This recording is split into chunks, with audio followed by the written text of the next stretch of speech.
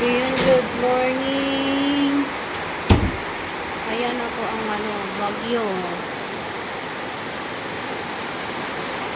Sa mga nandyan po sa mga lugar nyo, kung malakas mang ulan ninyo, mag-iingat po kayo dyan. Kasi alam ko sa ibang lugar, medyo malakas-lakas na rin po ang ulan, hangin. So, dito sa amin, dito sa QC, Tandang Sora, ito po ang sitwasyon ngayon. November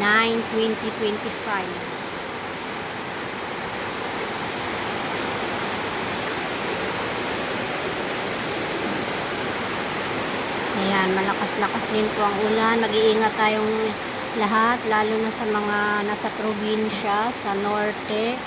Ayan, ingat po kayo palagi dyan.